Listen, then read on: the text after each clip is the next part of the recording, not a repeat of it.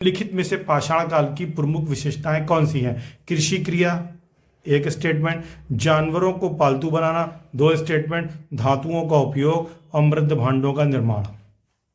देखिए बहुत इंपॉर्टेंट प्रश्न है कि अगर हम इसको देखें कि पाषाण काल की प्रमुख विशेषताएं कौन सी है, तो एक कृषि क्रिया की अगर बात की जाए तो कृषि क्रिया पाषाण काल में ही प्रारंभ हो गई थी, क्योंकि हमें नवपाषाणिक स्थल भी मिलते हैं। मेहरगढ़ हमको मिलता है, मैंने अभी आपको बताया, और इससे पहले का 8 से 9000 बीसी का हमको लहुरा देव मिलता है।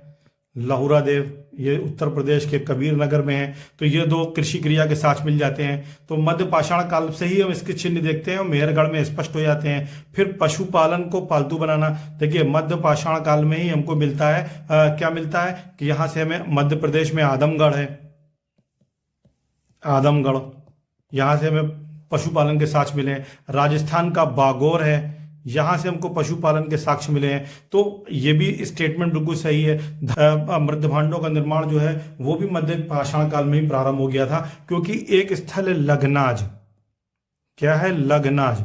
और ये लघनाज कहां पर है? ये गुजरात में है। और गुजरात के लघनाज से हमको जो है मध्य पाषाण कालीन जो है मृद भांड जो है प्राप्त हुए हैं। तो इस प्रकार हम कह सकते हैं कि ये तीनों ही स्टेटमेंट हमारे जो है सही हैं। लेकिन अगर हम तीसरे स्टेटमेंट की बात करें, धातुओं का उपयोग, तो धातुओं का उपयोग इस समय नहीं प्रारंभ हुआ था। धातुओं का उपयोग हुआ था ताम्र पाषाण काल में।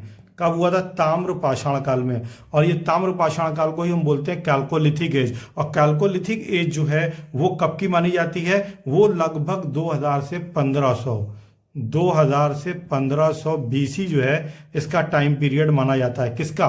ताम्र पाषाणिक संस्कृति का। और तभी हमने पहली धातु जो प्रयोग की है वो कौन सी है? वो ताम्र है, आपको मालूम है। और सिंधु घाटी सभ्यता पहली सभ्यता है जो कांस्य युगीन है। और ये भी एक विचारणीय प्रश्न है कि भारत में कांस्य युगीन सभ्यता का विकास ताम्र पाषाणिक सभ्यताओं से पहले हो गया। ये एक विषय है, जब कभी मेंस के बारे में ऑप्शनल में हिस्ट्री पढ़ाएंगे तो आपको निश्चित रूप से इस पर भी गंभीर चर्चा करेंगे। नेक्स्ट